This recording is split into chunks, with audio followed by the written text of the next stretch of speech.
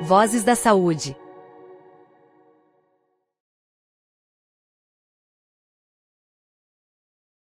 Trazendo para a prática, você já citou dois exemplos aqui, né? Usar as mídias sociais, né, como muito mais em pró, né, essa questão do tratamento, da adesão, dos fatores.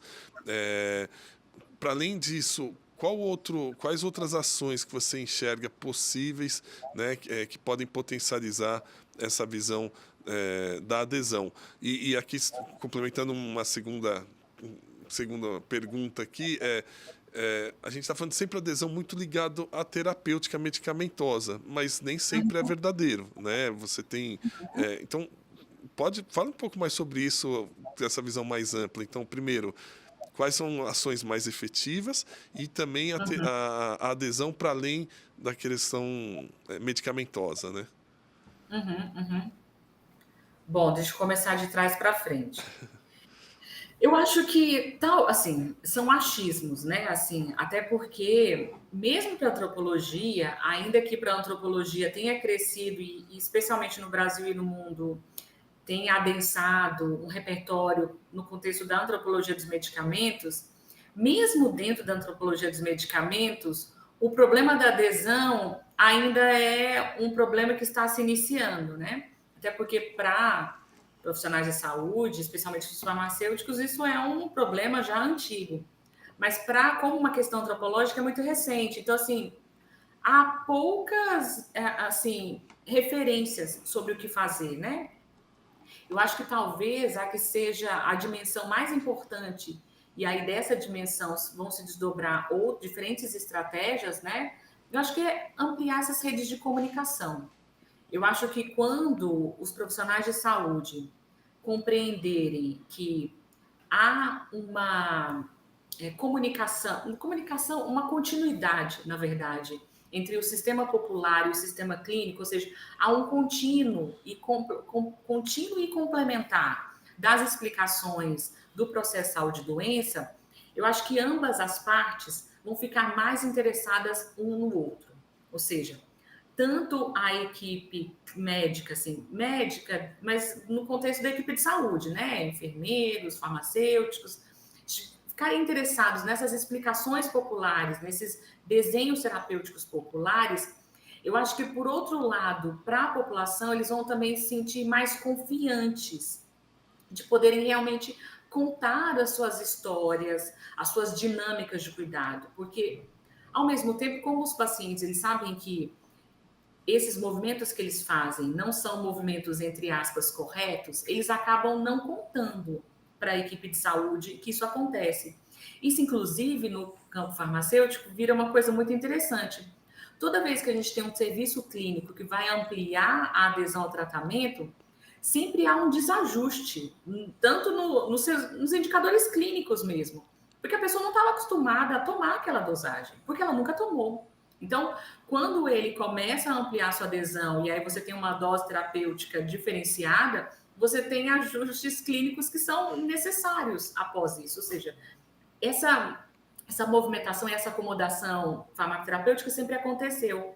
Então, quando a gente tem essa comunicação, mas uma comunicação que seja muito interessada, que ela realmente seja estimulada, eu acho que aí as pessoas elas vão, ao invés de esconder os movimentos que elas fazem com o uso dos medicamentos, elas vão procurar, entende? Porque acaba que elas ainda ficam muito inseguras de fazer esses movimentos sem saber, será que vai dar certo? Será que não vai dar certo? Porque elas veem, olha, eu deixo de tomar por determinada razão, dali algumas semanas eu tenho uma crise hipertensiva, ou a minha glicemia sobe muito.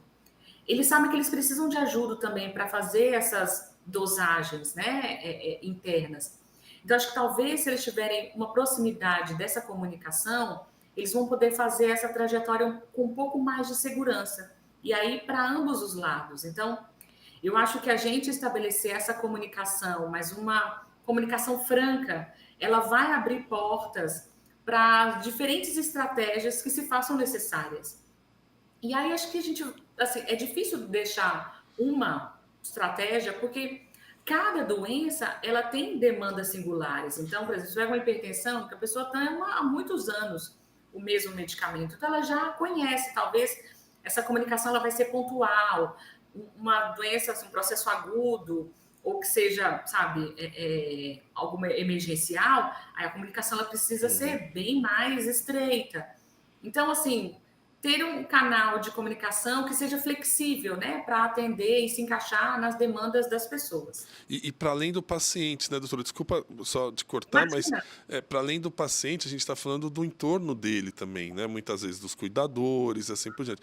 Isso me vem muito o tema da saúde mental, né, que está tão presente hoje na sociedade e, por exemplo, ajustes de antidepressivos e assim por diante. Então, o papel da família também é muito importante. Com certeza, com certeza. E eu acho que ampliar nessas redes de apoio e comunicação, acho que são essas duas palavras, né? Apoio e comunicação. Porque, às vezes, a própria família, ela se aproxima um pouco até dos desafios que a equipe de saúde ela sofre, porque ela também não está na mesma relação explicativa, né, do paciente, assim, da compreensão, hoje eu preciso tomar, amanhã eu não preciso tomar, e ela acaba também se valendo do segmento da prescrição, e aí fica naquele impasse, quer que a pessoa toma, não quer que a pessoa toma, ou seja, são efeitos múltiplos que afetam também a relação, não só com a equipe de saúde, né, para dentro e para fora, mas também com a relação familiar. E para o transtorno mental é uma coisa incrível, assim, semana passada eu estava numa reunião aqui, sabe, acadêmica, e a pessoa fazia, uma das pessoas fazia muito tempo que não ia na reunião, aí falou, eu estava com um processo depressivo, mas eu não queria tomar medicamento. Eu falei assim, mas qual que é o problema de tomar o medicamento, assim, o que acontece? Ou seja, claro que eu não ia entrar nessa investigação naquele momento, mas isso levanta um alerta, né? As pessoas realmente, elas têm dificuldade de aceitar o medicamento, especialmente no transtorno mental, ou seja, aí é assunto para um outro podcast, né? Mas existem várias, assim, há um desenho social com relação ao transtorno mental que parece que ele é uma falha individual. Assim, então, você tomar o medicamento é como se fosse você reafirmar a sua falha. Assim, como se você deixou acontecer, como se você pudesse controlar. Então, realmente, assim, eu acho que dentre a perspectiva da adesão, pensar a adesão nos transtornos mentais é aquele que exige, se a gente está falando que precisa de comunicação, apoio, é a comunicação, apoio, acolhimento, sensibilidade, muito carinho, porque o campo da saúde mental realmente exige muito mais de nós para pensar todas essas dinâmicas, né, terapêuticas e diagnósticas.